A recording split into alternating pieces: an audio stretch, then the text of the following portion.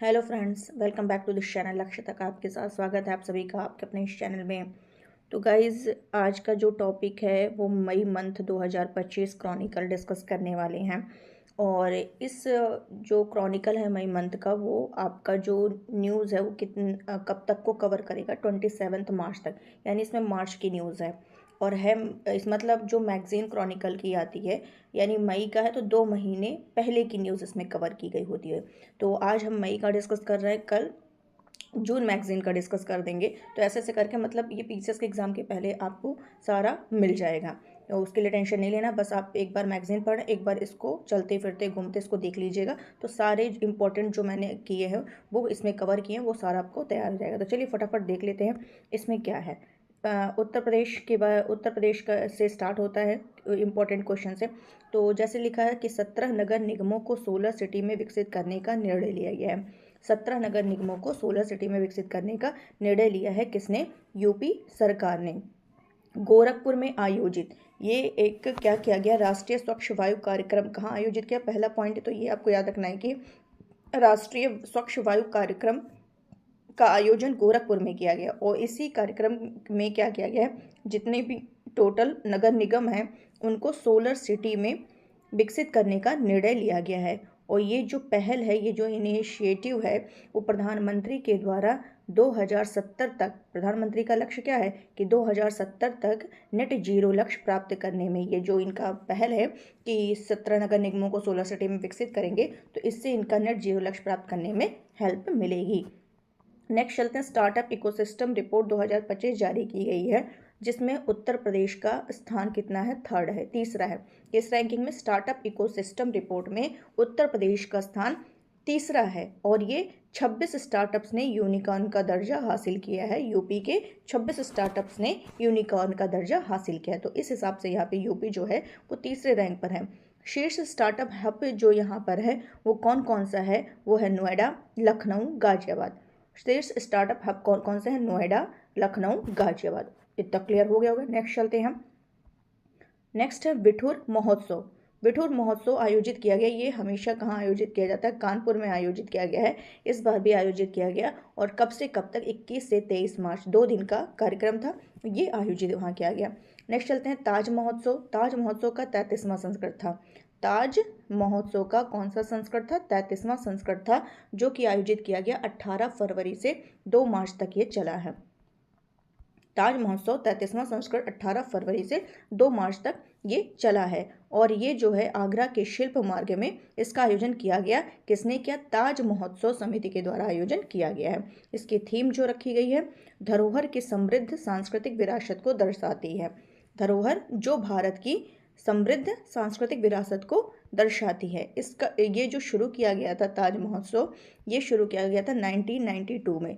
ताज महोत्सव 1992 में आगरा के स्थानीय कारीगर और परंपराओं को बढ़ावा देने के लिए 1992 से शुरू किया गया था। नेक्स्ट क्या है?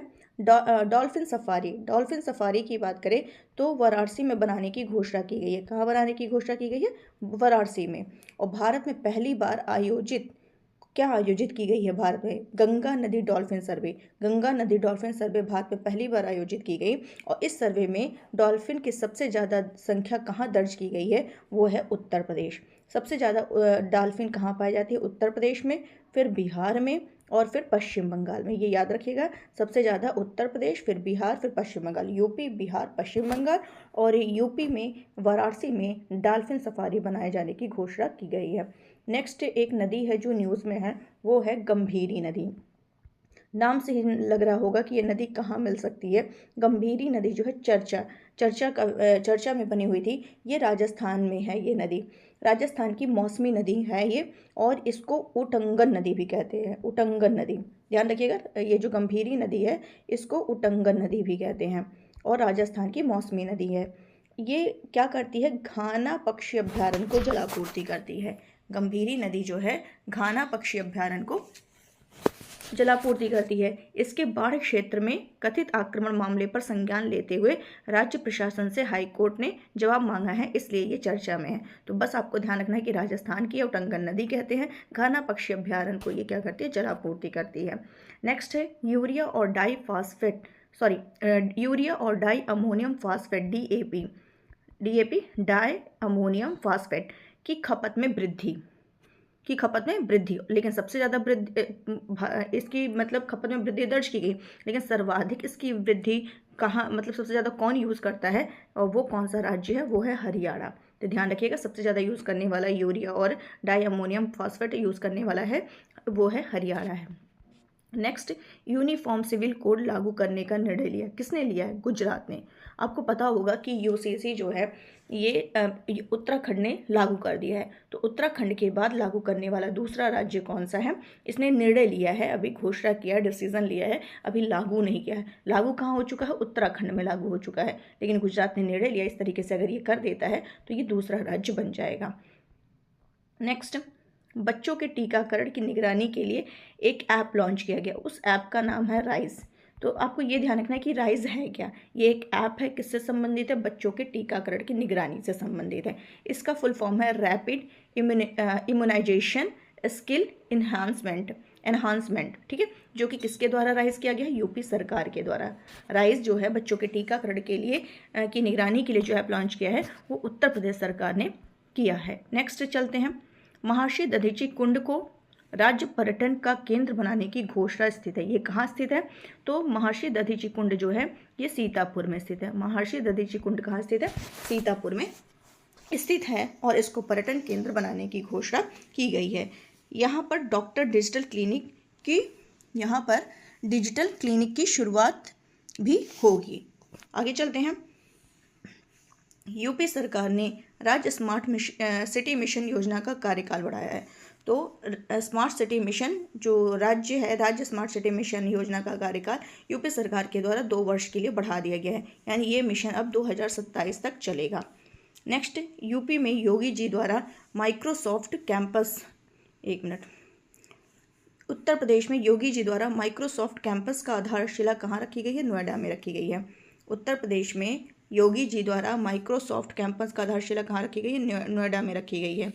यूपी सरकार ने किस जनपद की 772 ग्राम पंचायतों के 1147 गांव के रूप में विकसित करने का, मतलब 1147 गांव को मॉडल गांव का, फिर से इसको पढ़ते हैं, यूपी के किस जनपद की, किस जिले की कितने गांव को? 772 गांव को, और 772 गांव के गांव पंचायत के कितने? 1147 गांव को मॉडल गांव के रूप में विकसित करने का निर्णय लिया है, वो है अयोध्या। इंपॉर्टेंट क्वेश्चन ये भी ध्यान रखिएगा, 772 ग्राम पंचायत का 1147 गांव, वो कहाँ के? अयोध्या के। नेक्स्ट, कानपुर में दीदी प्रेरणा कैंटीन की शुरुआत की गई। तो ऐसे आपको याद रखना है कि कानपुर से 2 मिला, एक तो बिठूर महोत्सव मिला है और एक क्या मिला है? दीदी प्रेरणा कैंटीन, कहाँ पर? कानपुर में शुरुआत की गई है।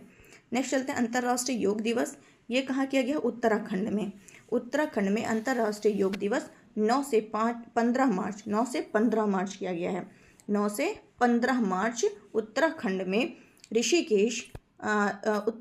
ऋषिकेश परमार्थ निकेतन आश्रम में इसका आयोजन किया गया।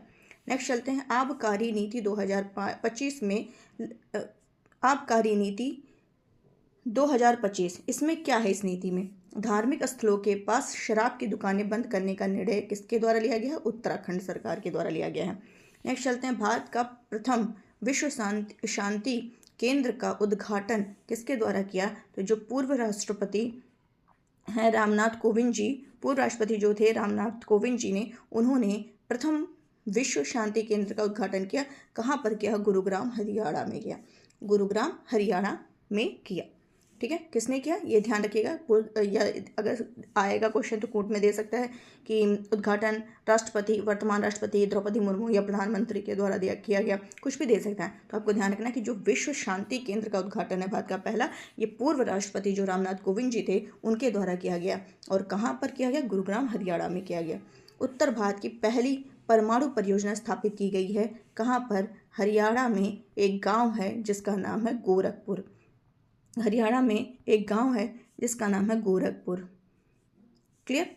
उत्तर भारत की पहली परमाणु योजना गोरखपुर हरियाणा में 19 मार्च 2025 को की गई, हरियाणा के फतेहाबाद जिले के गोरखपुर गांव में। हरियाणा के फतेहाबाद जिले के गोरखपुर गांव में नेक्स्ट, मध्य प्रदेश भारतीय सौर ऊर्जा निगम लिमिटेड ने सोलर प्रोजेक्ट हेतु राज्य से समझौता किया है। भारतीय सौर ऊर्जा निगम लिमिटेड ने सोलर प्रोजेक्ट हेतु किस राज्य से समझौता किया है? वो राज्य है मध्य प्रदेश। भारत का पहला PPP आधारित हरित अपशिष्ट प्रसंस्करण भारत का पहला PPP आधारित हरित अपशिष्ट प्रसंस्करण स्थापित किया है इंदौर में। ठीक है, नेक्स्ट चलते हैं। और 58वां टाइगर रिजर्व घोषित किया गया है कहाँ पर?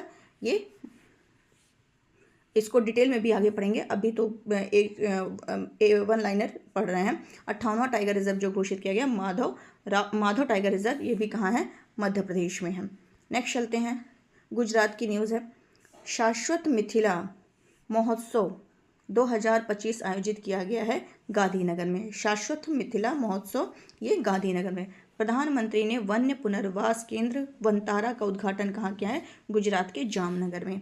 एक सींग वाले गैंडों की संख्या वाले टॉप 3 राज्य। असम, अभी हम लोगों ने क्या पढ़ा था? डॉल्फिन की संख्या सबसे ज़्यादा क्रमशः पढ़ा था। उत्तर प्रदेश, बिहार, पश्चिम बंगाल पढ़ा था। अब हम लोग क्या पढ़ रहे हैं? एक सींग वाले गैंडे की संख्या वाले, तो असम, पश्चिम बंगाल, यूपी यहाँ थर्ड है, वहाँ यूपी फर्स्ट पर था। ठीक है, तो असम, वेस्ट बंगाल और यूपी। असम, पश्चिम बंगाल, यूपी। क्लियर? नेक्स्ट चलते हैं, रायसीना संवाद। इंपॉर्टेंट क्वेश्चन है। रायसीना संवाद 17 से 19 मार्च। पहले तो आपको ध्यान रखना है, अब तो ये भी डेट भी पूछ लेता है, तो कोशिश करिए कुछ जो इंपॉर्टेंट है उसको रटने की।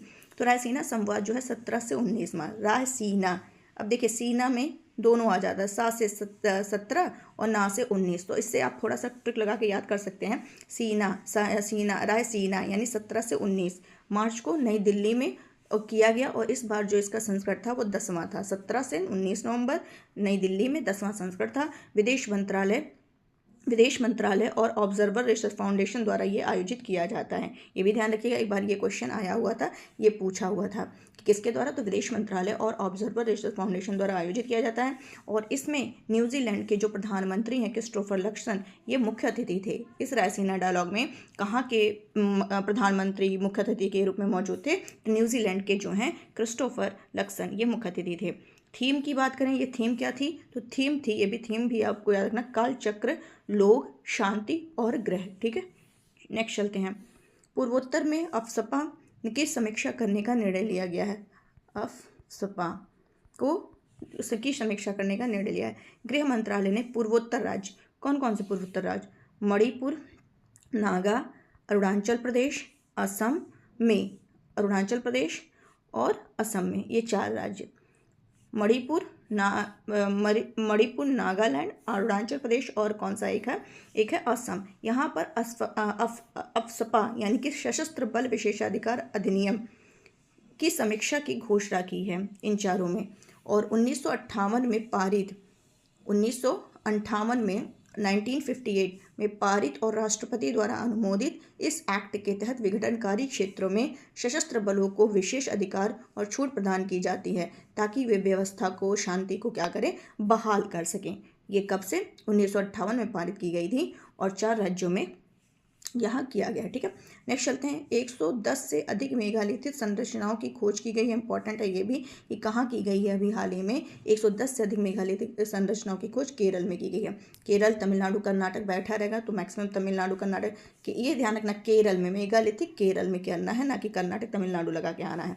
ठीक है, तो केरल के पलक्कड़ के मलमपुझा डैम के निकट है। ये जो संरचनाओं की खोज की गई है वो केरल के पलक्कड़ के मलमपुझा डैम के निकट की गई है। और इसकी जो संरचनाएं हैं वो ग्रेनाइट स्लैब और बोल्डर से निर्मित, कुछ में लैटेराइट पत्थरों का भी प्रयोग किया गया है। नेक्स्ट, छत्रपति शिवाजी के सम्मान में कहाँ पर भव्य स्मारक का निर्माण किया जाएगा? आगरा में। इंपॉर्टेंट है, ये भी ध्यान रखिएगा। वैसे सारे इंपॉर्टेंट ही लिए गए हैं, उसमें से भी छाटा या क्रॉनिकल ऑलरेडी पतली आती है, लेकिन उसमें भी जो मोस्ट इंपॉर्टेंट लगे हैं, बहुत ज़्यादा मतलब छाट वाट के लिखा गया है कि यही क्वेश्चन आने की पूरी संभावना है। हम नहीं कह रहे हैं कि यही क्वेश्चन आएगा, लेकिन यहीं से क्वेश्चन आखिर कहाँ से देंगे? ठीक है, जो इंपॉर्टेंट है वही इंसान पढ़ सकता है। तो आप देखिए, आपको लग जाएगा कि हाँ ये क्वेश्चन इंपॉर्टेंट है। छत्रपति शिवाजी के सम्मान में भव्य स्मारक का निर्माण कहाँ किया जाएगा? आगरा में किया जाएगा। और यह स्थल ऐतिहासिक है क्योंकि यहाँ पर शिवाजी को मुगल सम्राट औरंगजेब ने क्या किया था? नज़रबंद किया था।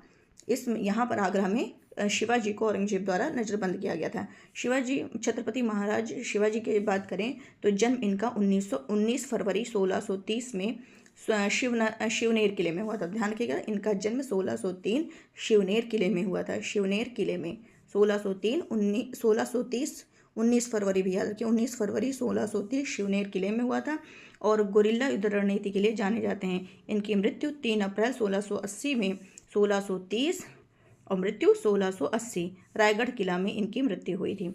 नेक्स्ट चलते हैं, एक हैं श्री रामुलु पुट्टी। श्री रामुलु की प्रतिमा स्थापित की गई है। कहाँ पर की गई है? ये की गई है, एक मिनट,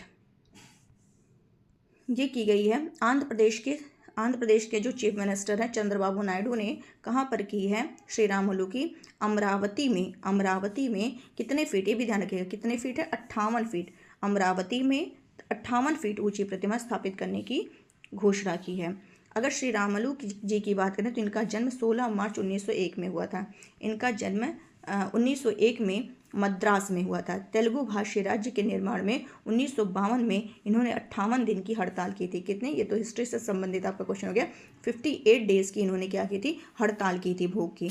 किसके लिए? तेलुगु भाषी राज्य के निर्माण में 1952 में की थी। और इसी भूख हड़ताल के कारण 1 अक्टूबर 1953 को, ध्यान रखिएगा ये वाला, 1 अक्टूबर 1953 को प्रधानमंत्री जवाहरलाल नेहरू को भारत का पहला भाषाई राज्य आंध्र प्रदेश बनाने की घोषणा पर विवश होना पड़ा। नेक्स्ट चलते हैं, मुदुमल मेगालिथिक मेनहिर। मुदुमल मेगालिथिक मेनहिर, ये तेलंगाना यूनेस्को विश्व धरोहर स्थलों की अस्थायी सूची में, किसमें? अस्थायी सूची में इसको, किसको? मुदुमल मेगालिथिक मेनहिर तेलंगाना का है, इसको सूची में शामिल किया गया। वर्तमान में रामप्पा मंदिर यूनेस्को विश्व धरोहर में शामिल तेलंगाना का एकमात्र स्थल है जिसे 2021 में इसमें ऐड किया गया। किसका? रामप्पा मंदिर। मेनहिर की बात करें तो मेनहिर क्या होता है? बड़े खड़े पत्थर होते हैं, बड़े खड़े पत्थर होते हैं जो शीर्ष पर क्या करेंगे? संकुचित हो जाते हैं, ठीक है, और मानव द्वारा निर्मित होते हैं। इतिहास नवपाषाण युग के अंत और प्रारंभिक कांस्य युग से ये जुड़ा होता है। मेनहिर जो है नवपाषाण काल का अंत बताता है और प्रारंभिक कांस्य युग से जुड़ा होता है। नेक्स्ट, गीत गवाई चर्चा में था। क्यों चर्चा में? चलिए देख लेते हैं। जब प्रधानमंत्री मॉरिशस की यात्रा करते हैं तो उस दौरान जो है उनका जो स्वागत है पारंपरिक भोजपुरी प्रदर्शन से होता है। तो ये जो पारंपरिक भोजपुरी प्रदर्शन है वो भारत और मॉरिशस के सांस्कृतिक संबंधों को उजागर करता है। अगर बात करें तो मॉरिशस की जो 5.3% जनसंख्या है वो भोजपुरी बोलती है। क्लियर? और बात करें कि ये जो है 2016 में ये जो गीत गवाई था इसको मानवता की अमूर्त सांस्कृतिक विरासत के रूप में मान्यता मिली है। और ये भोजपुरी संगीत समूह, ये जो संगीत है गीत गवाई, ये भोजपुरी संगीत समूह है, महिलाओं द्वारा शादी जैसे आयोजनों में प्रस्तुत किया जाता है, इसलिए ये चर्चा में है। तो ध्यान रखिएगा, जहान एक खुसरो उत्सव मनाया गया। जहान एक खुसरो, अब खुसरो का नाम तो अमीर खुसरो की बात हो रही है, इससे तो थोड़ा लॉजिक लगा ही सकते हैं कि जहान एक खुसरो उत्सव 3 मार्च 2025 को मनाया गया। जहान एक खुसरो उत्सव कब मनाया गया? 3 मार्च को मनाया गया। और अमीर खुसरो के योगदान के, उनके जो महत्वपूर्ण योगदान है वो उसकी याद में मनाया जाता है। अमीर खुसरो का काम हिंदू परंपराओं का मिश्रण दर्शाता है। इनका जन्म 1253 में कासगंज के पटियाला में हुआ था।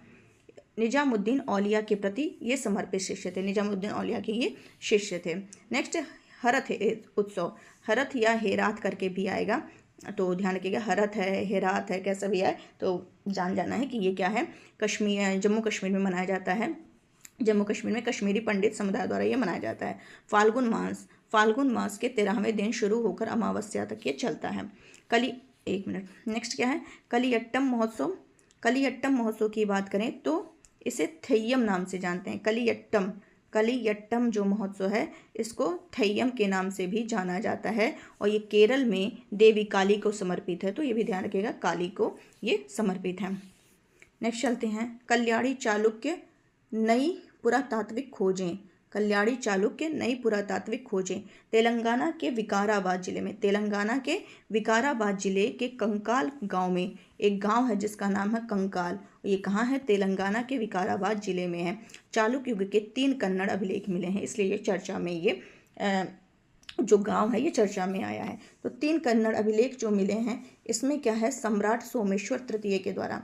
कौन से हैं? सोमेश्वर, ये नाम ध्यान रखिएगा कि सम्राट सोमेश्वर तृतीय के द्वारा भूलोक मल्लदेव के शासनकाल से जुड़ा है। सम्राट सोमेश्वर तृतीय भूलोक मल्लदेव के शासनकाल से ये जुड़ा है। इस अभिलेखों की बात करें तो अभिलेखों में मंदिर निर्माण और भूमिदान जैसे घटनाओं का विवरण मिलता है। और ये जो मंदिर निर्माण की बात करें तो विज्जेश्वर मंदिर की चर्चा वहाँ पे की गई है। विज्जेश्वर मंदिर की चर्चा की गई है। कल्याणी चालुक्य साम्राज्य की बात करें तो ये 6 से 12वीं शताब्दी तक दक्कन क्षेत्र में शासन किए थे। नेक्स्ट चलते हैं जुई मुइर विंदनी योजना।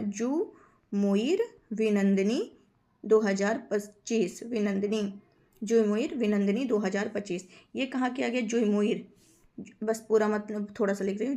जू मुइर ये जो है असम के गुवाहाटी में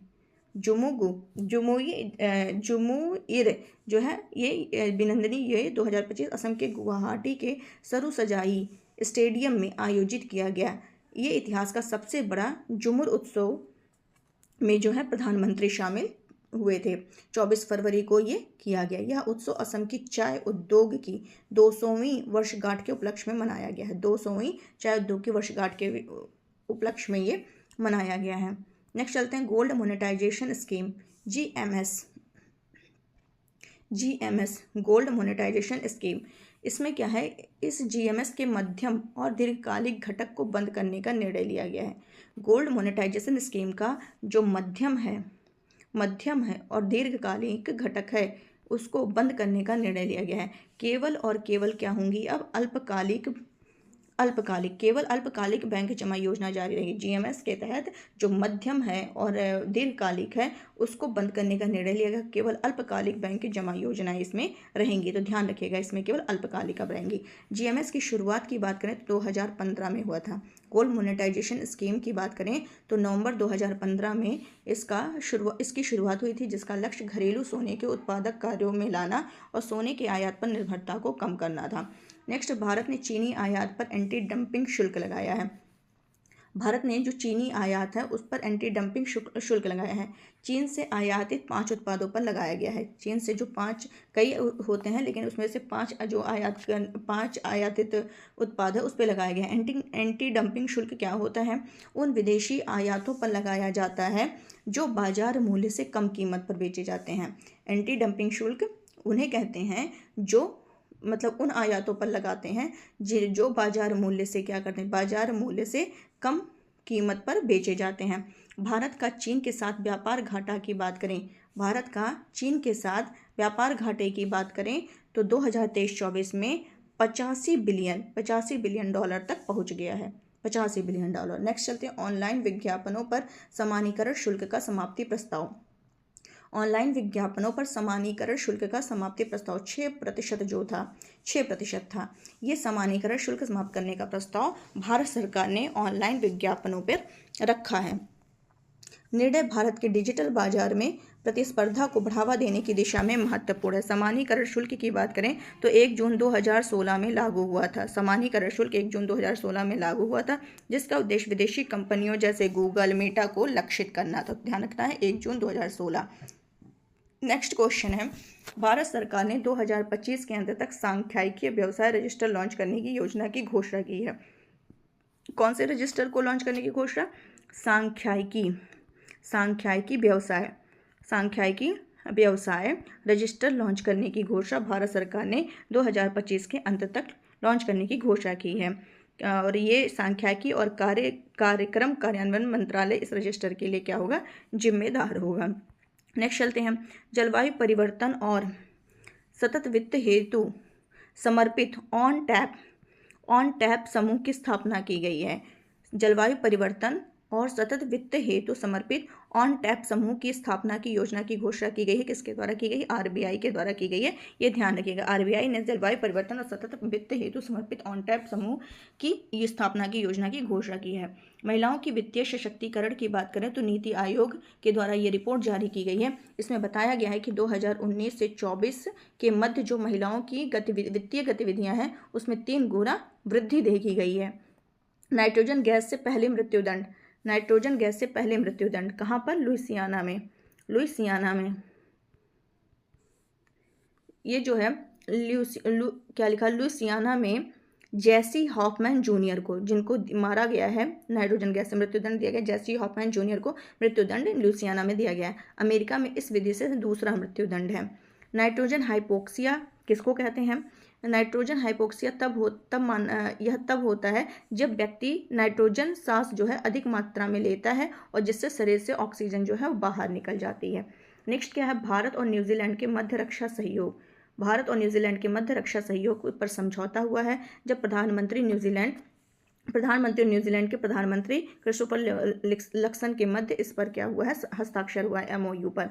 भारतीय नौसेना का पोत तारिणी, भारतीय नौसेना का पोत जो तारिणी है और न्यूजीलैंड का जो पोत है HMNZS टिकाहा, एक दूसरे के बंदरगाहों का ये दौरा करेंगे। भारत और न्यूजीलैंड ने एक दशक के मध्य FTA वार्ता शुरू करने की पुनः घोषणा की है और पहली वार्ता कब होगी? अप्रैल 2000 में। तो ये ध्यान रखिएगा, भारत और न्यूजीलैंड ने की जो FTA वार्ता हुई है वो पहली कब हुई है?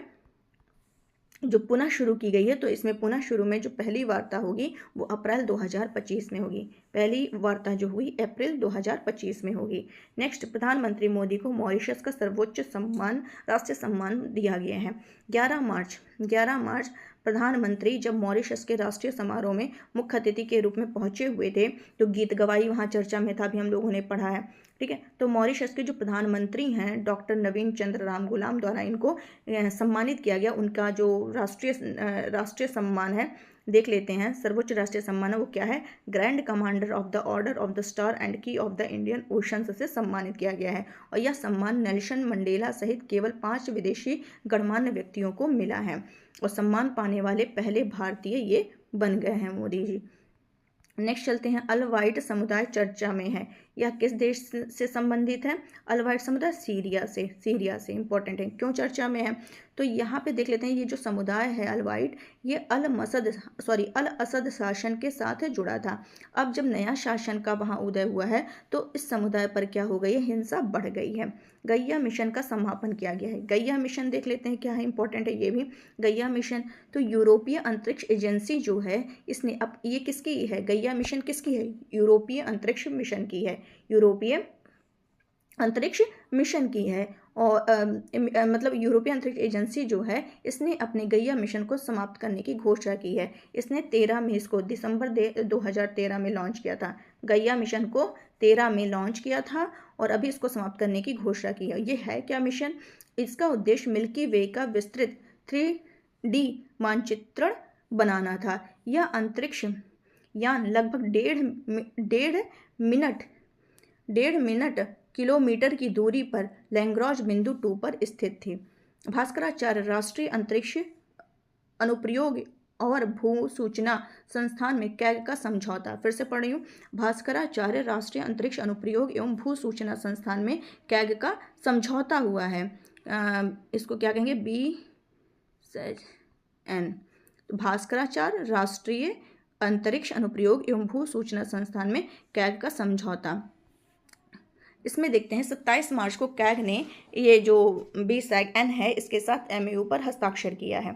कैग ने किया, कंट्रोलर ऑडिटर जनरल के द्वारा किया। इसका संस्थान कहाँ पर स्थित है BSN का? इसका है गांधीनगर, गुजरात में स्थित है। इसके 3 प्रमुख क्षेत्र हैं, उपग्रह संचार, भू सूचना विज्ञान और भू स्थानिक प्रौद्योगिकी।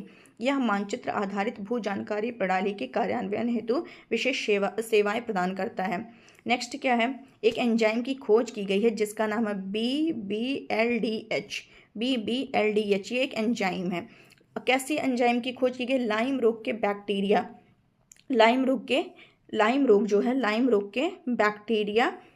बरेलिया बर्गडोरफेरी के लिए ये महत्वपूर्ण है। ये जो BBLDH है ये एक लाइम रोग का बैक्टीरिया है, बरेलिया बर्गडोरफेरी के लिए महत्वपूर्ण है। यह बैक्टीरियल संक्रमण संक्रमित काले पैर वाले टिक के काटने से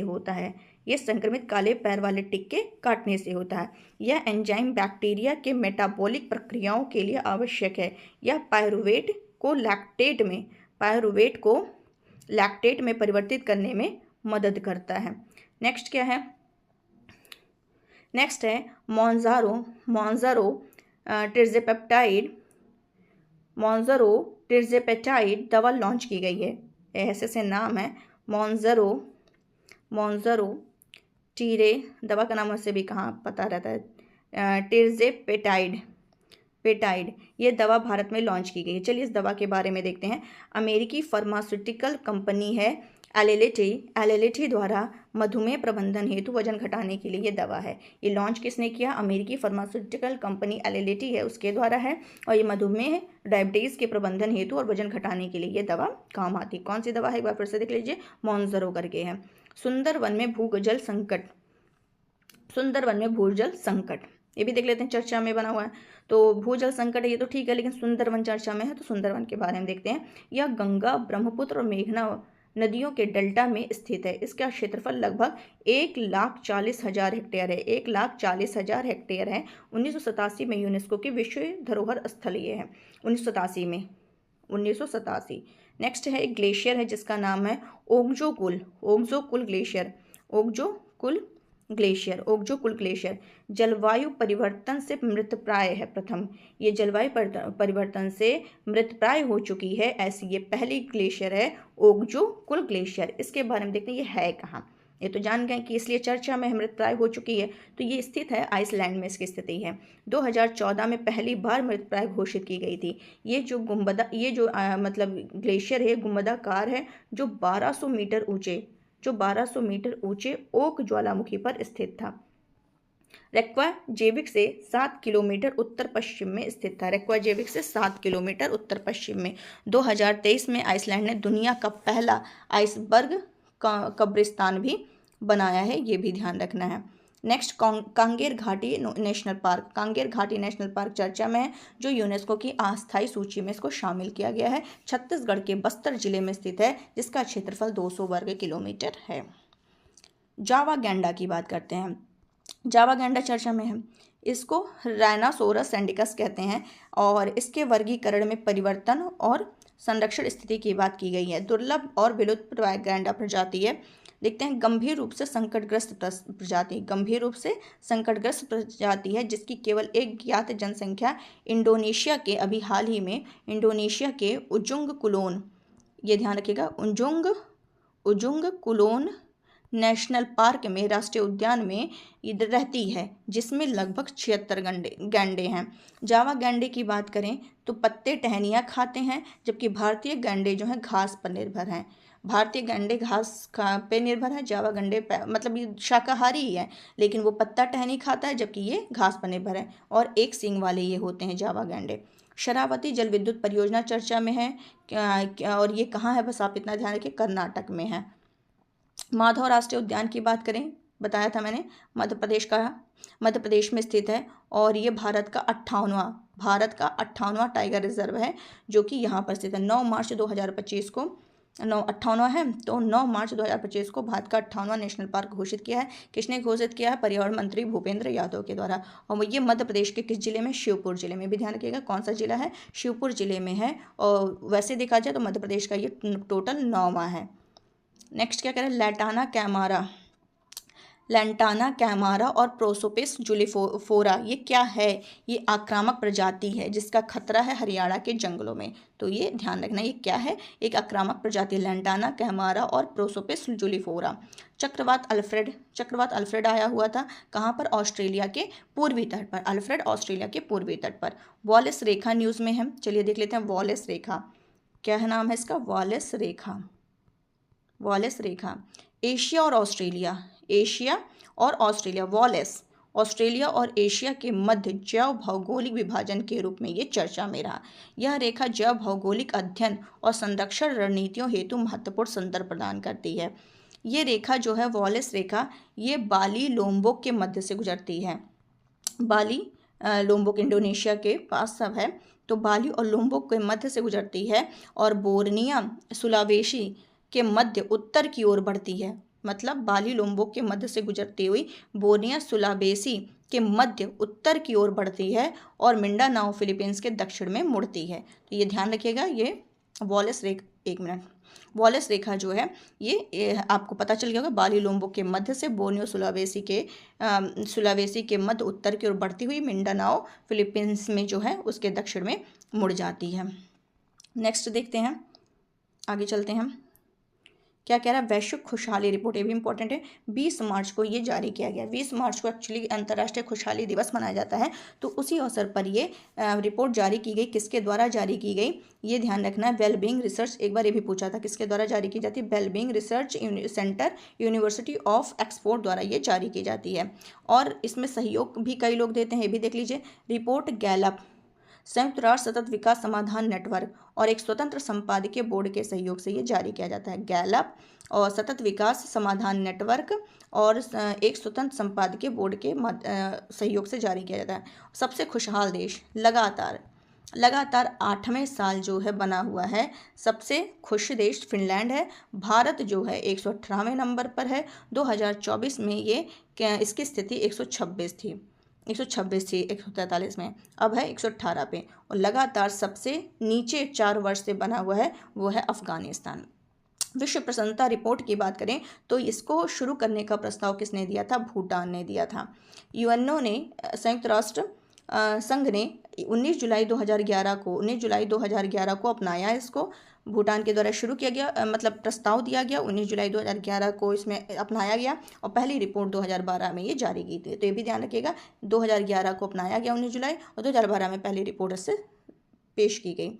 नेक्स्ट है 12वें वैश्विक आतंकवाद सूचना। ये कौन जारी करता है, सिडनी में स्थित है एक संस्था है, क्या नाम है, institute for economics and peace द्वारा ये जारी की जाती है। कहाँ स्थित है, सिडनी में। और इसमें 163 देशों की रैंकिंग की गई है।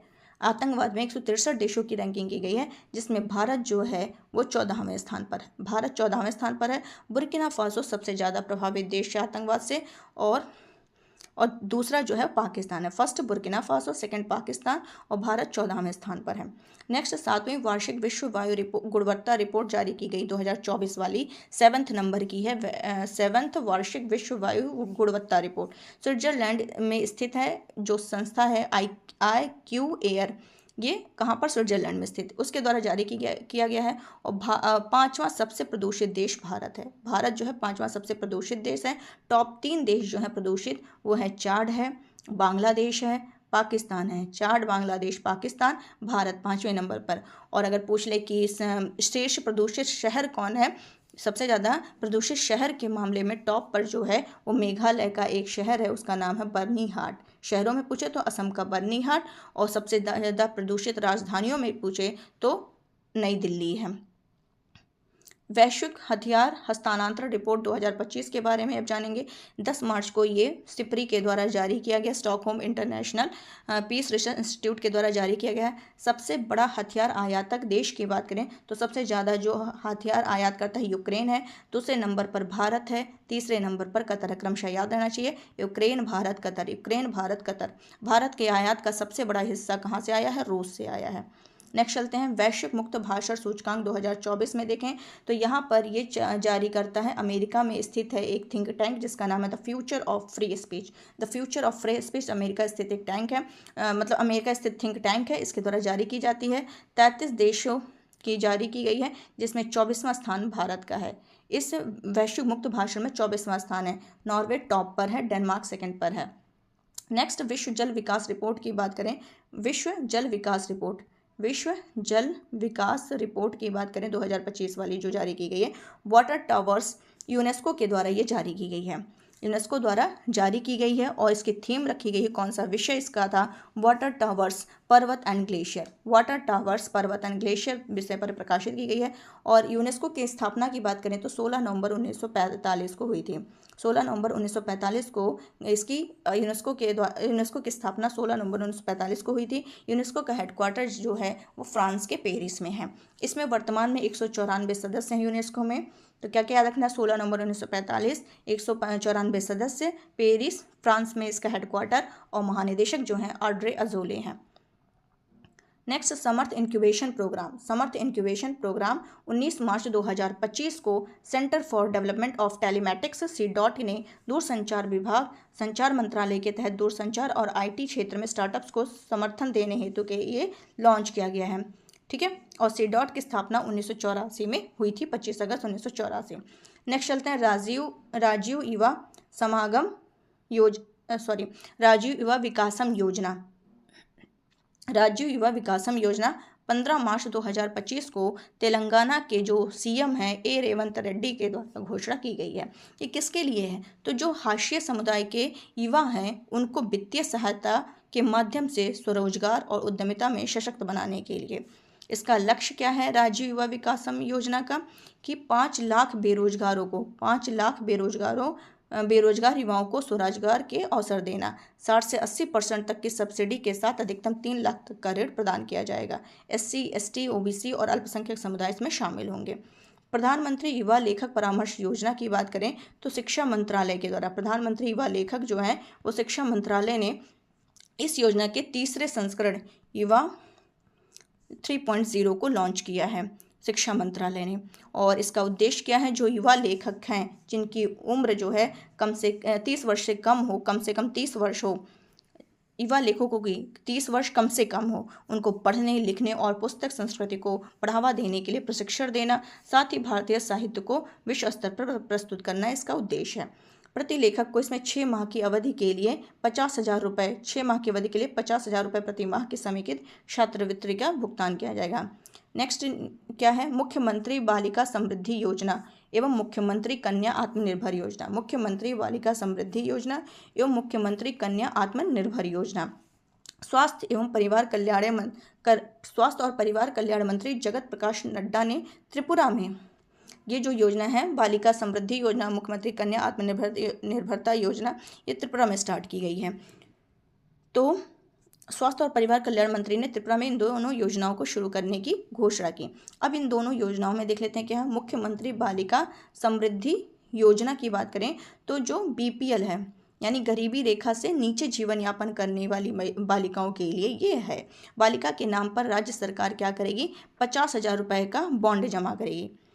जो बालिका के नाम पर जो राज्य सरकार होगी यानी जो त्रिपुरा है वो क्या करेगी? त्रिपुरा सरकार है वो 50,000 का बॉन्ड जमा करेगी। जब वो 18 साल की पूरी हो जाएगी तो बॉन्ड बालिका को प्रदान किया जाएगा और 18 वर्ष के बाद बॉन्ड राशि जो है 10 लाख होने की उम्मीद है।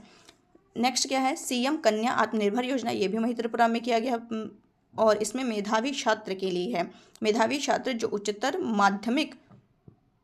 माध्यमिक विद्यालयों में अध्ययन कर रही हैं उनके लिए है। और इन 140 जो छात्राएं होंगी, मेधावी छात्राएं होंगी 140, उनको निःशुल्क स्कूटी प्रदान की जाएगी। नेक्स्ट चलते हैं पर्वतमाला योजना की बात करें तो 5 मार्च को प्रधानमंत्री की अध्यक्षता में आर्थिक कैबिनेट मामलों की कैबिनेट समिति ने राष्ट्रीय रोपवे विकास कार्यक्रम पर्वतमाला परियोजना के तहत समुद्र तल से 3500 मीटर से अधिक ऊंचाई पर उत्तराखंड में 2 प्रमुख रोपवे परियोजना को मंजूरी दिया गया है, समुद्र तल से 3500 मीटर की ऊंचाई पर। और इस पर्वतमाला की योजना की घोषणा जो है बजट 2022-23 में ही हो गई थी। अब ये जो 2 रोपवे योजनाएं हैं इसमें है सोनप्रयाग से केदारनाथ तक जो 12.9 किलोमीटर तक और गोविंद घाट से हेमकुंड साहिब जी तक 12.4 किलोमीटर। नेक्स्ट कहते हैं नेक्स्ट क्या है? महिला समृद्धि योजना। 8 मार्च को पता ही क्या है? अंतर्राष्ट्रीय महिला दिवस। तो इस दिन पर दिल्ली सरकार के द्वारा ये महिला समृद्धि योजना स्टार्ट की गई है।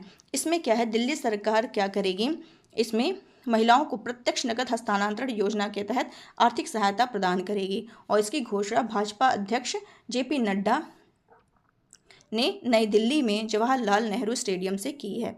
इसमें क्या होगा? जो BPL परिवार की महिलाएं हैं उनको प्रति माह क्या होगा? BPL परिवार की जो महिलाएं हैं उनको प्रति माह 2500 रुपये वित्तीय सहायता प्रदान की जाएगी और 2500 दी जाएगी। और कुल कितने महिलाओं को लाभ मिलेगा? 20 लाख महिलाओं को लाभ मिलेगा। लाभार्थी महिला की जो आयु होनी चाहिए 21 से 60 होनी चाहिए। कितनी होनी चाहिए? 21 से 60 होनी चाहिए।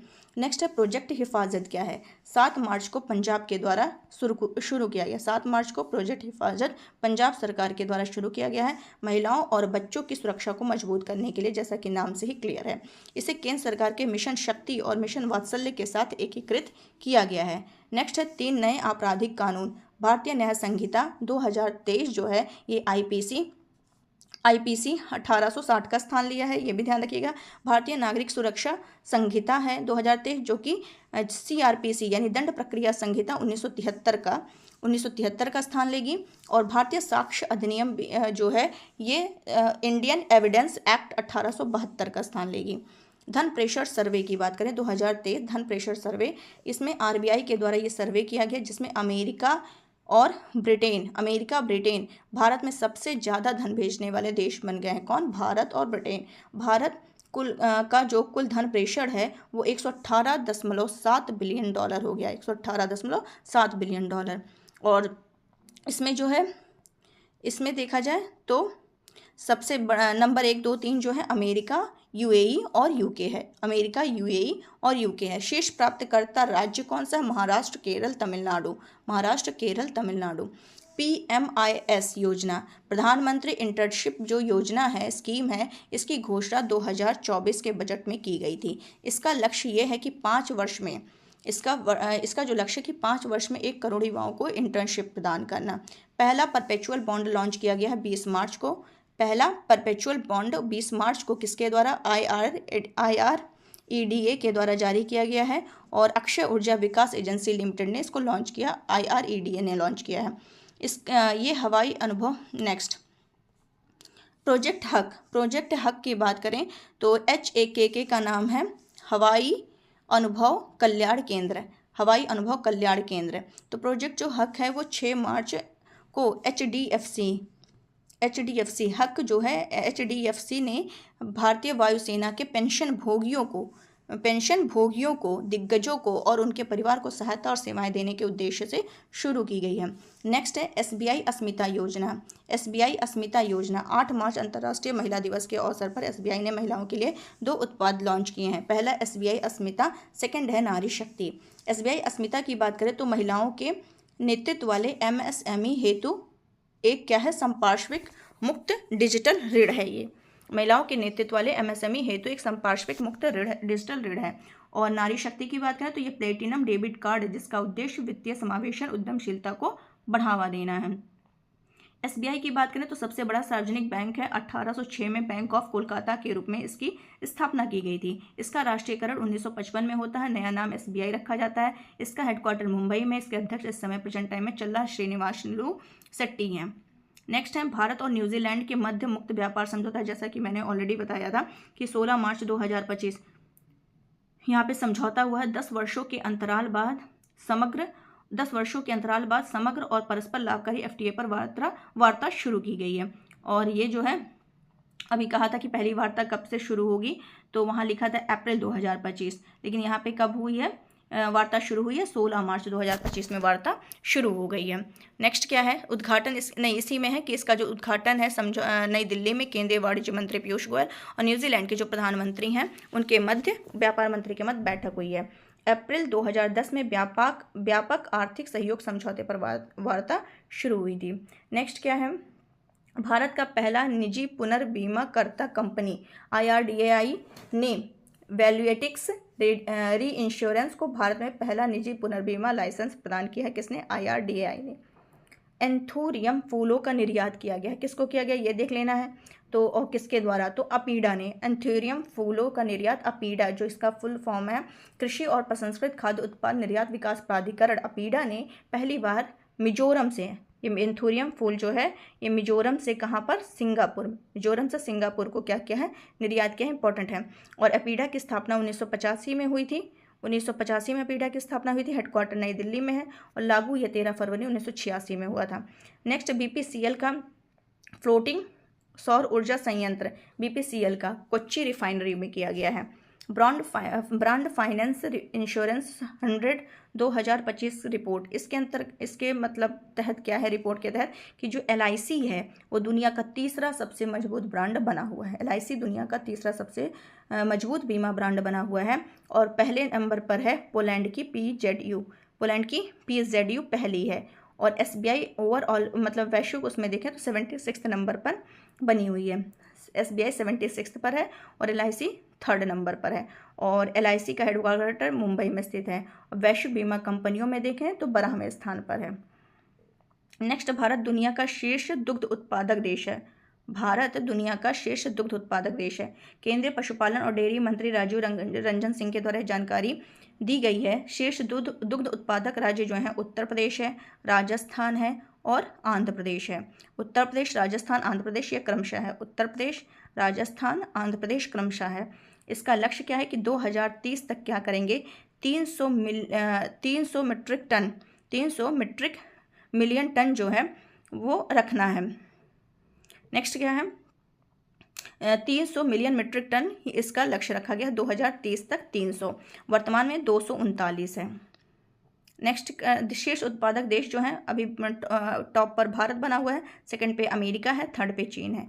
भारत, अमेरिका, चीन। नेक्स्ट, भारत में कोयला उत्पादन में रिकॉर्ड। भारत का कोयला उत्पादन में रिकॉर्ड बना हुआ है कि 20 मार्च 2025 तक ये 1 बिलियन टन हो गया। 1 बिलियन टन हो गया है। कुल ऊर्जा कोयले की हिस्सेदारी 55% है। कोयला आधारित बिजली उत्पादन 74% है। शीर्ष 3 कोयला उत्पादक, ये लाइन इंपॉर्टेंट है कि शीर्ष 3 कोयला उत्पादक राज्य कौन है, झारखंड, उड़ीसा, छत्तीसगढ़। पहले झारखंड है, फिर उड़ीसा है, फिर छत्तीसगढ़ है।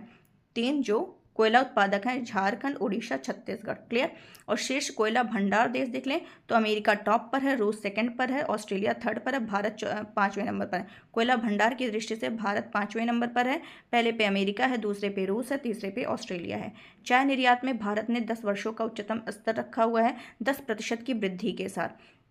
255 मिलियन किलोग्राम 2024 में। भारत से चाय निर्यातक बाजार कौन है, भारत से जो चाय निर्यात किया जाता है वो कहाँ किया जाता है, उसमें टॉप पर कौन है, यूएई है, संयुक्त अरब अमीरात है, इराक है, ईरान है। संयुक्त अरब अमीरात, इराक, ईरान है। क्लियर। सर्वाधिक निर्यात जो चाय का प्रकार है वो ब्लैक टी है। शीर्ष चाय उत्पादक राज्य है असम, पश्चिम बंगाल, तमिलनाडु। शीर्ष चाय उत्पादक राज्य जो है असम, पश्चिम बंगाल और तमिलनाडु। और शेष देश जो हैं चाय उत्पादक, चीन, भारत, केन्या। चीन, भारत, केन्या।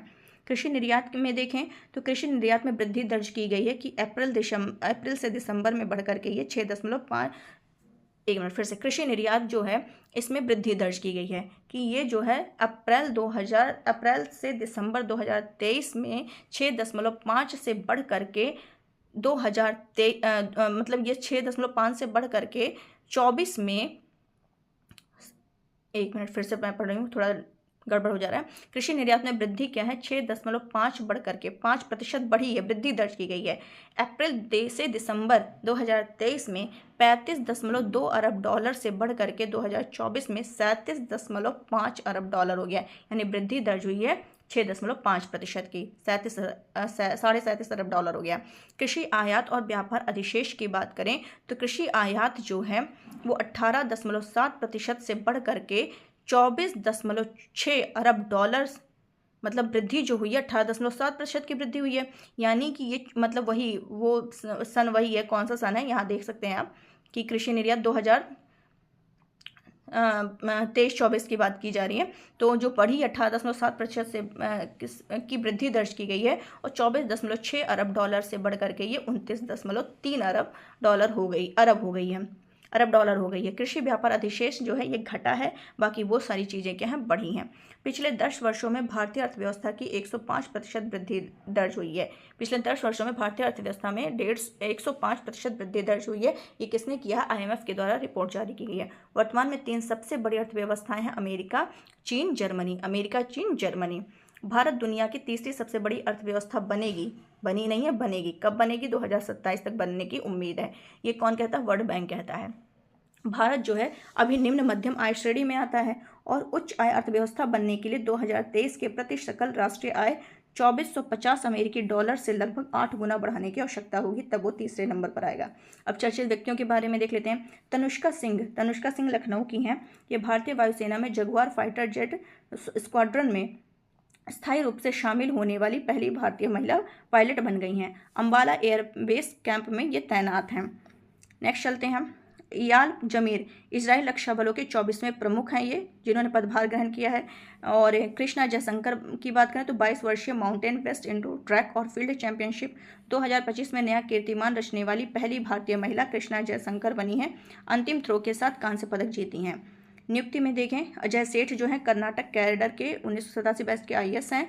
वित्त मंत्रालय का वित्त सचिव इन्हें बनाया गया। अजय सेठ जो हैं वित्त मंत्रालय के वित्त सचिव हैं। तुहिन कांत पांडे की जगह लिए हैं। तुहिन कांत पांडे अब कहाँ चले गए हैं, सेबी के चेयरमैन बन गए हैं। तुहिन कांत पांडे सेबी के चेयरमैन बन गए हैं और माधवीपुरी बुच के स्थान पर।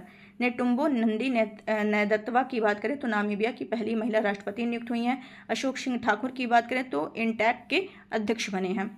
डॉक्टर मयंक शर्मा की बात करें तो रक्षा लेखा महानियंत्रक बने हैं। फेडरल बैंक ने विद्या बालन को, किस बैंक ने, फेडरल बैंक ने विद्या बालन को अपना पहला ब्रांड एम्बेसडर नियुक्त किया है। अतुल गोयल जो हैं भारतीय बैंक संघ आईबीए के मुख्य कार्यकारी हैं। अतुल गोयल आईबीए भारतीय बैंक संघ के हैं। क्रिश्चियन स्टॉकर ऑस्ट्रिया के चांसलर हैं। अंजू राठी राणा की बात करें तो विधि और न्याय मंत्रालय के विधिक मामलों के विभाग की प्रथम महिला सचिव नियुक्त हुई हैं अंजू राठी। निधन में देखें तो रमाकांत रथ, ये उड़िया कवि हैं जिनकी हाल ही में डेथ हुई है, 91 वर्ष के थे। ज्ञानपीठ पुरस्कार की बात करें तो 59वां ज्ञानपीठ पुरस्कार इस बार दिया गया। हिंदी लेखक विनोद कुमार शुक्ल को दिया गया 59वां। 22 मार्च को सम्मानित किया गया है इनको। पुरस्कार पाने वाले छत्तीसगढ़ के ये पहले लेखक हैं और भारत का ये सर्वोच्च साहित्यिक सम्मान है ज्ञानपीठ पुरस्कार। नेक्स्ट चलते हैं business icon of the year जो है कुमार मंगलम बिरला को बनाया गया है। महाराष्ट्र भूषण पुरस्कार जो है ये जो है मूर्तिकार राम सुतार ने स्टैचू ऑफ यूनिटी का डिज़ाइन तैयार किया था। विश्व की जो सबसे ऊंची प्रतिमा है इसके लिए इनको महाराष्ट्र भूषण पुरस्कार दिया गया है। अहिल्याबाई होलकर महिला सम्मान 2025 जो है कबड्डी प्लेयर ललिता ठाकुर को दिया गया है। रामनाथ गोयन अवार्ड 2025 जो है आज तक टीवी चैनल की जो मृदुलिका झा हैं उनको पत्रकारिता में उत्कृष्टता हेतु प्रदान किया गया है। इन्होंने हरियाणा के युवाओं द्वारा अमेरिका में अवैध प्रवेश हेतु इस्तेमाल जो डुंकी रूट है उसके कवरेज के लिए इनको दिया गया मृदुलिका झा को। 97वां वार्षिक अकादमी पुरस्कार लॉस एंजल्स अमेरिका में ये वितरण किया गया है। 97 नंबर का है। ऑस्कर पुरस्कार है। सर्वश्रेष्ठ फिल्म जो है ऑस्कर में अनोरा को दिया गया है। सर्वश्रेष्ठ अभिनेता जो है द ब्रूटलिस्ट मूवी है उसके एंड्रियन बॉडी को दिया गया है और सर्वश्रेष्ठ अभिनेत्री जो है अनोरा की मिकी मेडिसिन को दिया गया है। Honorary border of freedom of Barbados, ये जो पुरस्कार है पीएम को बारबाडोस के द्वारा दिया गया है। आईफा अवार्ड 2025 की बात करें जयपुर में आयोजित की गई है। आईफा अवार्ड जयपुर में की गई है। लापता लेडीज सर्वश्रेष्ठ फिल्म का पुरस्कार मिला है। सर्वश्रेष्ठ निर्देशक किरण राव को दिया गया है जो कि इन्हीं की यही मूवी है। सर्वश्रेष्ठ अभिनेता कार्तिक को मिला है, कार्तिक आर्यन को, जो कि भूल भुलैया मूवी के अभिनेता हैं। सर्वश्रेष्ठ अभिनेत्री का खिताब नितांशी गोयल को लापता लेडीज़ की हैं इनको मिला है। रामसर पुरस्कार 2025 की बात करें तो डॉक्टर जयश्री वेंकटेशन को वेटलैंड वाइल्ड यू श्रेणी में प्रदान किया गया है। जयश्री वेंकटेशन को वेटलैंड में यह पुरस्कार जीतने वाली पहली महिला है भारत की। रामसर सचिवालय की बात करें, हेडक्वार्टर जो है वो रामसर सचिवालय जो है स्विट्जरलैंड के ग्लैंड में है।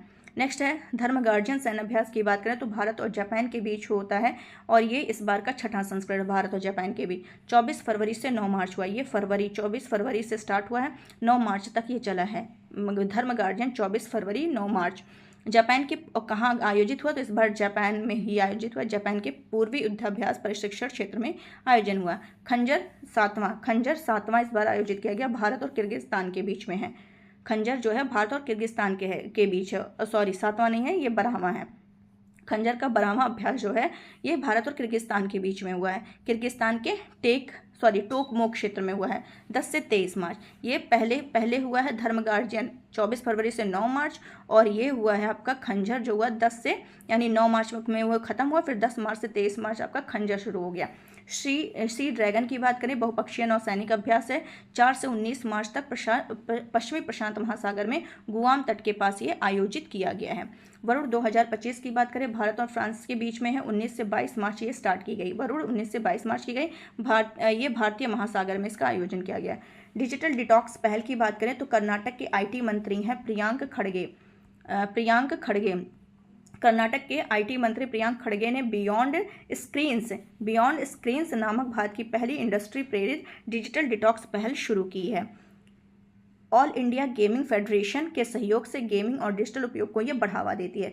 प्रोजेक्ट हिफाजत हम लोग पढ़ चुके थे। साहित्य अकादमी महोत्सव 2025 की बात करें तो 7 से 12 मार्च, कौन सा ये देख लेते हैं। साहित्य अकादमी साहित्य महोत्सव 2025 7 से 12 मार्च 2025 को नई दिल्ली के रविंद्र भवन में आयोजित हुआ।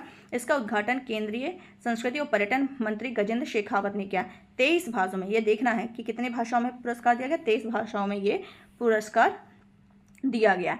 नेक्स्ट देखते हैं, अंतर्राष्ट्रीय महिला दिवस 8 मार्च को मनाया गया है और इसमें इसकी जो थीम थी एक्शन को तेज करें। इसका नई दिल्ली विज्ञान भवन में आयोजन किया गया। नारी शक्ति से विकसित भारत विषय पर राष्ट्रीय सम्मेलन हुआ है। उद्घाटन इसका किसने किया है? राष्ट्रपति के द्वारा किया गया है। 10वां रायसीना डायलॉग ये तो हम लोग पढ़ चुके हैं। पुस्तक की बात करें तो लियो द अनटोल्ड स्टोरी, जो स्टोरी बताई नहीं गई है वो है PS रमन की। रमन की स्टोरी ऐसे याद करिए, रमन की स्टोरी अभी तक किसी को पता नहीं है, तो लियो द अनटोल्ड स्टोरी जो है ये रमन की है। पर्वत शिरोमणि भगत सिंह कोश्यारी जो है मदन मोहन सती का। नेक्स्ट चलते हैं, महत्वपूर्ण दिवस में कौन कौन से हैं। 1 मार्च को विश्व नागरिक सुरक्षा दिवस मनाया गया। शून्य भेदभाव दिवस भी 1 मार्च को मनाया गया। 3 मार्च को विश्व वन्यजीव दिवस मनाया गया। विश्व श्रवण दिवस भी मनाया गया। 18 मार्च को आयुध निर्माणी दिवस मनाया गया। 18 मार्च को 20 मार्च को गौरैया दिवस, जिसकी थीम क्या थी? गौरैया के लिए आशा। अंतर्राष्ट्रीय वन दिवस भी 20 मार्च को मनाया जाता है और 20 मार्च को अंतर्राष्ट्रीय खुशहाली दिवस भी मनाया जाता है। 22 मार्च को बिहार दिवस। 23 मार्च को विश्व मौसम विज्ञान दिवस मनाया जाता है। ICC पुरुष चैंपियंस ट्रॉफी की बात करें तो 9वें नंबर का था। भारत में तीसरी बार ये आयोजित हुआ है और न्यूजीलैंड को हरा करके भारत जीता है। ICC पुरुष चैंपियंस ट्रॉफी में कौन जीता है? भारत जीता है, न्यूजीलैंड को हरा करके। तीसरी बार यहाँ आयोजित हुआ है भारत में। पहला 2002 में श्रीलंका के साथ हुआ था और पहली बार 2002 में हुआ था और 2013 में हुआ था।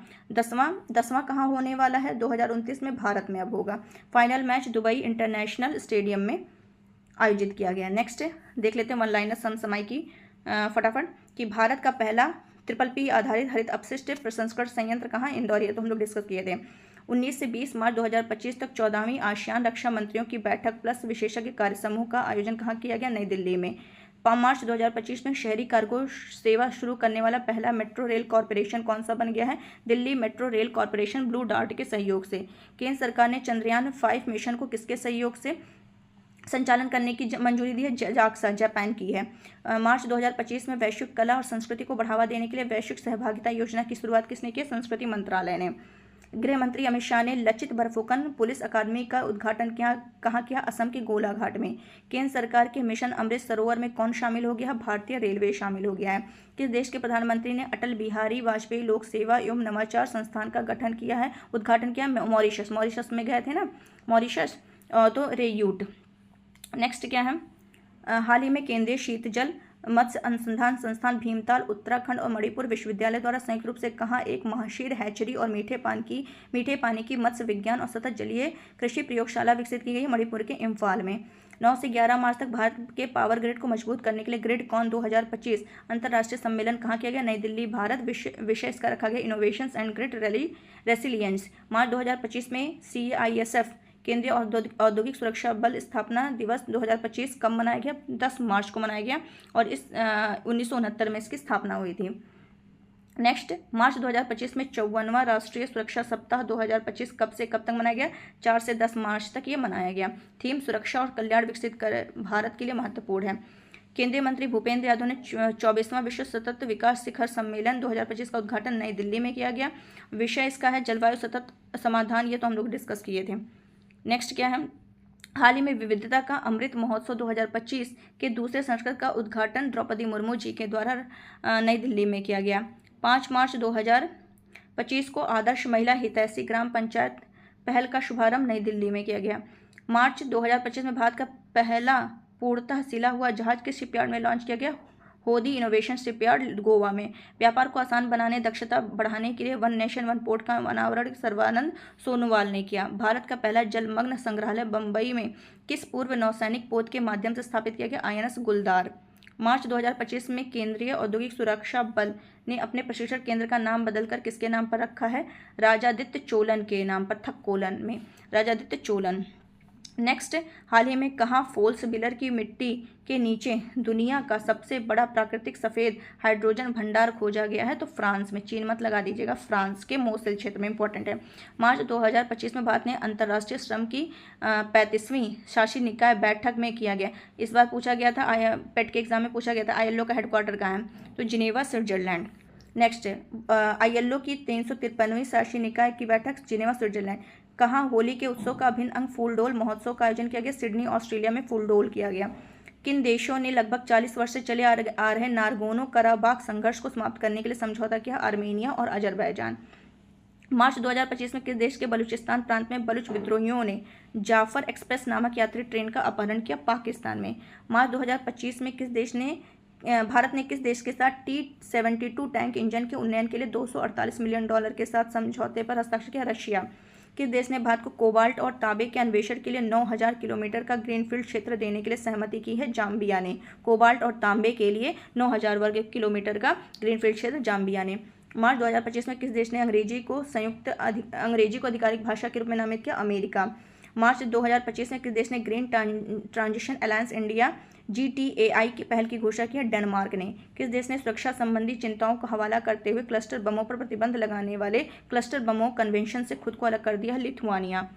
विश्व गौरैया दिवस 2025, गौरैया के लिए आशा 20 मार्च।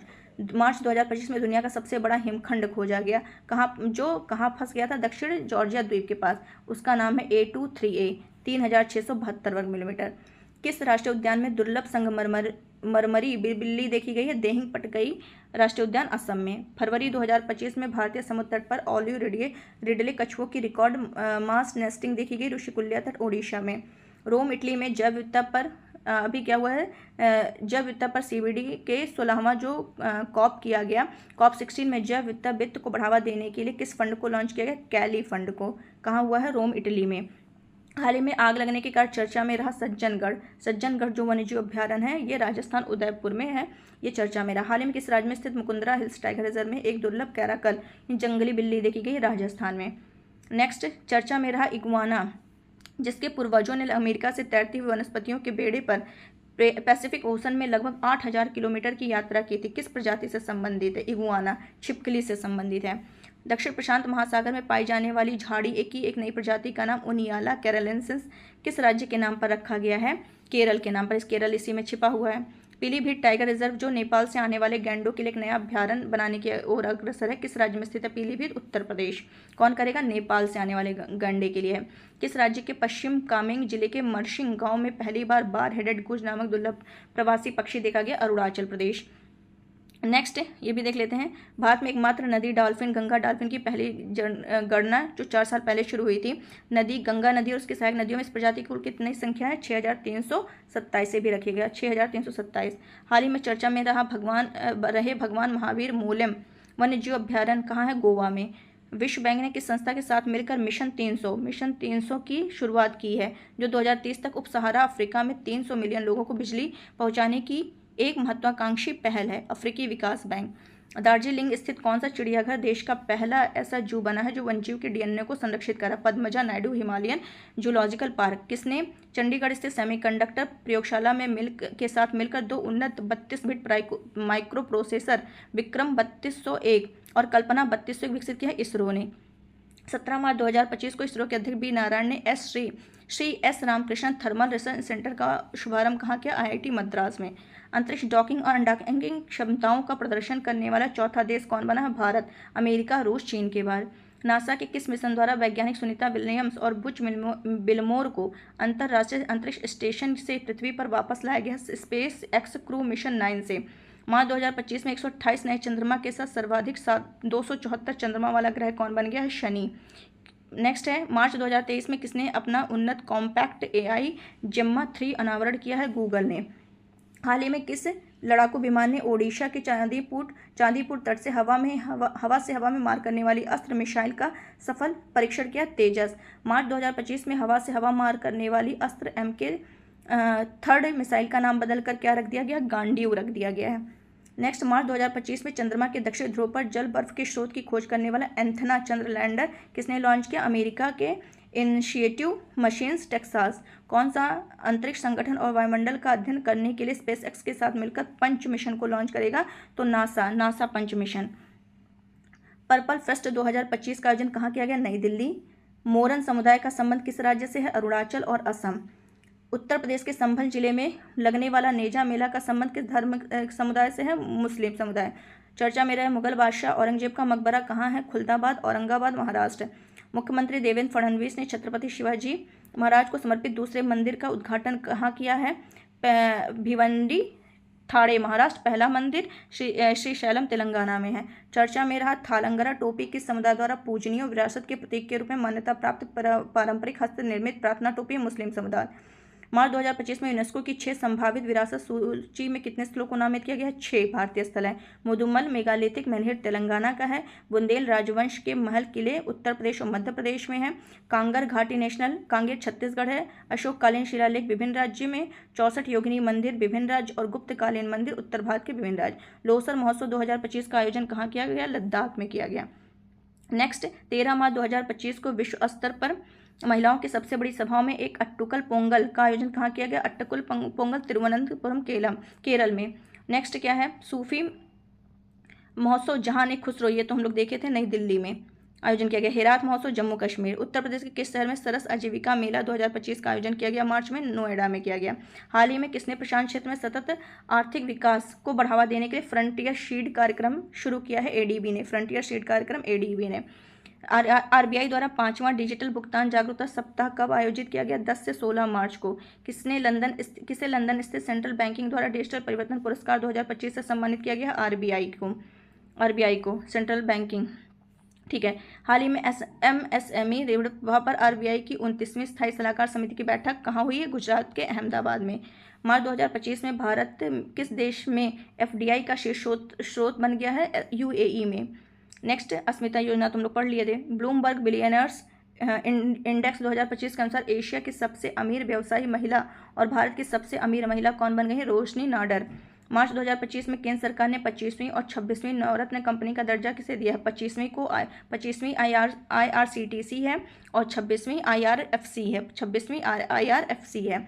अंतर्राष्ट्रीय कबड्डी महासंघ द्वारा 1 से 13 जून 2025 तक महिला कबड्डी विश्व कप 2025 कहाँ किया गया है? राजगीर, बिहार में। नेक्स्ट खेलो इंडिया पैरा गेम्स 2025 का आयोजन कहाँ किया गया? नई दिल्ली में। आईपीएल 2025 के लिए दिल्ली कैपिटल्स ने किसे अपना कप्तान नियुक्त किया? अक्षर पटेल को। आईसीसी ने फरवरी 2025 के लिए player of the month awards किसने जीते हैं? शुभमन गिल भारत। और महिला वर्ग में अपना किंग ऑस्ट्रेलिया महिला वर्ग में अलाना किंग है ऑस्ट्रेलिया की और भारत का शुभमन गिल है। हाल ही में किस देश के क्रिकेट खिलाड़ी स्टीव स्मिथ ने ओडीआई फॉर्मेट से संन्यास लेने की घोषणा की? Australia. 2025 Bengaluru open ATP 125 challenger खिताब किसने जीता? Brandon Holt. भारत के अचंता शरद कमल ने किस खेल से संन्यास लिया? Table tennis. Chhattisgarh open golf championship 2025 का खिताब किसने जीता? शौर्य भट्टाचार्य, दिल्ली। महिलाओं के इंडोर शॉटपुट में 16 मीटर की दूरी पार करने वाला पहला भारतीय एथलीट कौन बनी है? कृष्णा जयशंकर 16.03 मीटर थ्रो के साथ। केंद्रीय खेल मंत्री मनसुख मंडाविया ने फिट इंडिया आइकन के रूप में आयुष्मान खुराना को नामित किया है।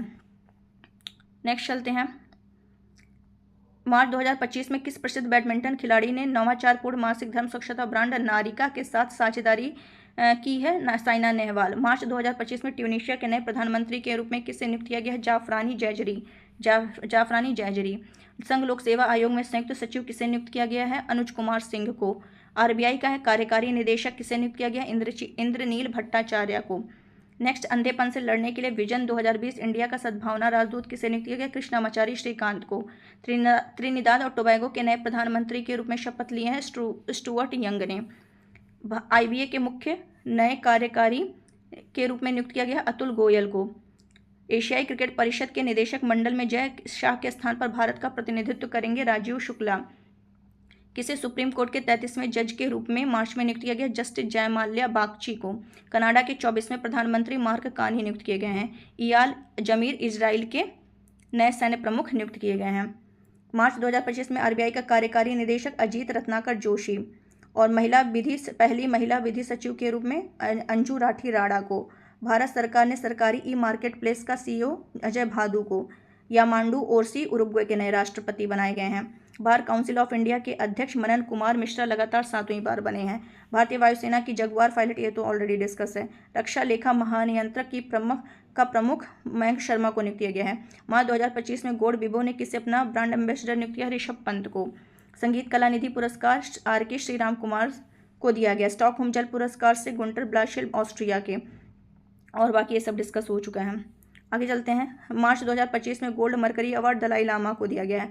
मार्च 2025 में प्रवाह और सारथी के लिए डिजिटल परिवर्तन पुरस्कार 2025 से आरबीआई को सम्मानित किया गया है।